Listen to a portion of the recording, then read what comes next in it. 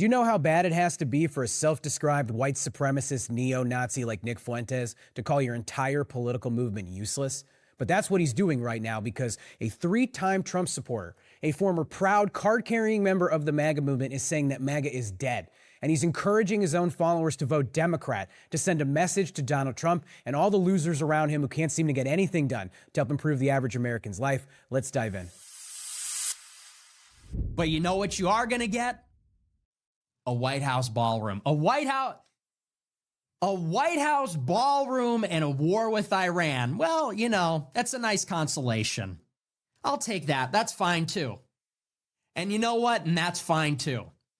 Let's just stop right there because Fuentes, for all that he is, and he is not a good human being, he is a racist and a sexist and an anti-Semite, and he has said horrific things, is not part of any movement that I want to be a part of. But if you are a member of the MAGA movement, if you are someone who, like Fuentes or my dad, voted for Donald Trump 3 times, you should be pissed about what you're getting. And if you're just a regular American trying to figure out how to put food on the table and retire with dignity and build your family and take care of your loved ones, you should also be pissed. Because everything that happens in Donald Trump's Washington right now is about Donald Trump enriching himself, protecting himself, and maybe occasionally he thinks about protecting his friends. That's about it. There's nothing deeper than that. And if you look at this incident this weekend at the White House Correspondents' Dinner, whether you believe it was real or staged or something in between, he made it all about himself. What did he do? The minute that there was any word of an incident, before we knew if anyone was hurt, before we knew what was going on, before they'd even secured the president and the vice president at the event, what were all his MAGA influencers doing? They were already trying to convince the American people that this is why we need to build Trump his stupid, gaudy ballroom. Nothing about how we deal with gun violence in America, nothing with what we can do about mental health and the lack of infrastructure that we have, no conversation about actually dealing with political violence and rhetoric in this country, no conversation about what to do with a generation of lonely, isolated young men. Nothing. It's all about Trump.